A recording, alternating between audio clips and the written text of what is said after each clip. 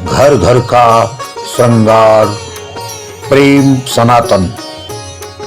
तो आज हम आपको ये बताते हैं कि संसार के जितने भी पदार्थ हैं वो इच्छा से प्राप्त नहीं होते हैं कि आप इच्छा कर लो और केले संतरे आपके घर में पहुंच जाए, वो कर्म से ही प्राप्त होंगे।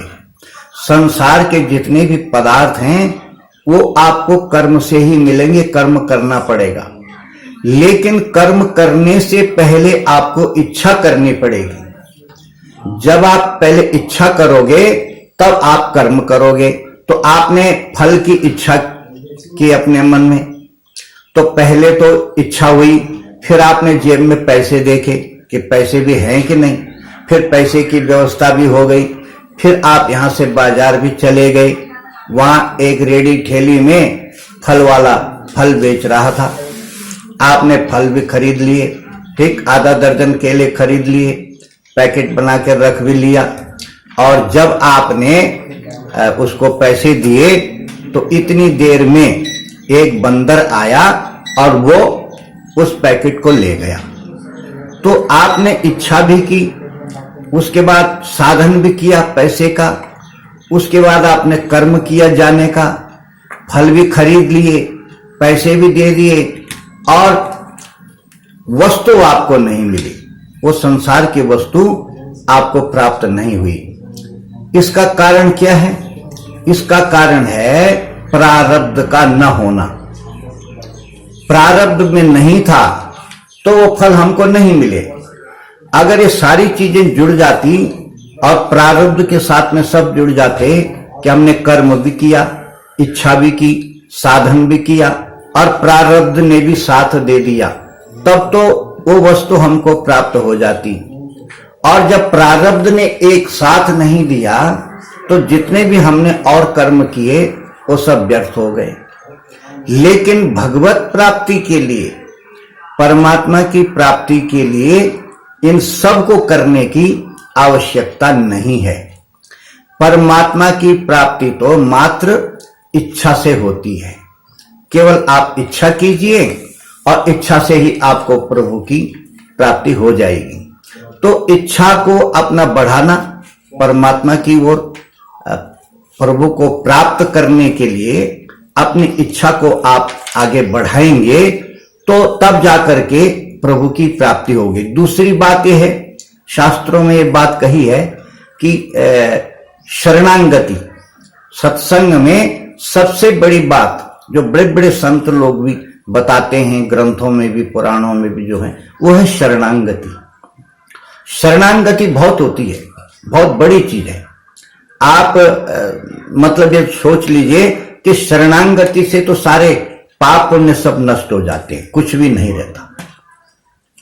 क्योंकि जैसे कोई मकान बेचता है तो मकान जब कोई खरीदता है तो मकान को तो खरीदता है वो, लेकिन उस मकान के अंदर जो सांप, बिच्छू, चूहे, छिपकली वगैरह होती हैं उनको थोड़ी खरीदता है, वो तो मकान के साथ ही बिक जाते हैं।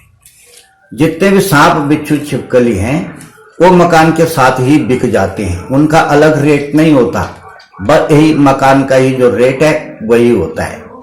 तो शरणागति में ऐसा बताया है कि अगर हम भगवान की शरण में चले जाएं तो हमारे जो पाप हैं, पुण्य हैं, चाहे वो पुण्य है चाहे वो पाप हैं, वो सब भगवान की शरण में हो जाते हैं, वहीं चले जाते हैं। उनका हमको कोई भुगतान नहीं करना पड़ता।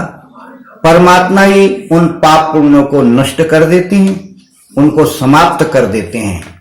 तो इसी से जो शरणागति है ये बहुत बड़ी चीज है कि शरण, भगवान की शरण में होने से अपने आप ही जो हमारे पाप हैं, जो पुण्य हैं, जो विषय हैं, जो विकार हैं, वो नष्ट हो जाते हैं। तो एक तो ये बताया, और इसमें ये बताया कि जो नाम जप, हम आपको बार बार नाम जप की ओर ले जाते हैं कि जो नाम जप है, हरे कृष्ण कृष्ण कृष्ण हरे हरे, हरे कृष्ण कृष्ण कृष्ण हरे हरे। मंत्र बहुत छोटे भी होते हैं, एक इतना छोटा मंत्र है, मैं आपको बताऊं, बहुत छोटा मंत्र है, और इसको प्राण जप के द्वारा भी आप सिद्धि प्राप्त कर सकते हैं। प्राण जप जो है सबसे बड़ा साधन है, सबसे श्रेष्ठ साधन है प्राण जप। इसमें अहंकार भी नहीं आएगा आपको, इसमें कुछ नहीं आएगा, क्योंकि आप जप करोगे, तप करोगे, दान करोगे, पुण्य करोगे, स्तोत्रों का पाठ करोगे, पूजा पाठ करोगे, उसमें आपको अहंकार आ सकता है, आ जाता है, नॉर्मली आ जाता है। लेकिन ये जो प्राण जप है इसमें आपको अहंकार नहीं आएगा, इसमें कुछ नहीं करना, केवल जो आपके प्राण चल रहे हैं, शरीर के अंदर जो सांस चल रही है वो क्रिया है। जैसे सोना क्रिया है, जागना क्रिया है, हम सांस ले रहे हैं ये भी क्रिया है, नदी बह रही है ये भी क्रिया है, हवाएं चल रही हैं, ये सब क्रियाएं हैं।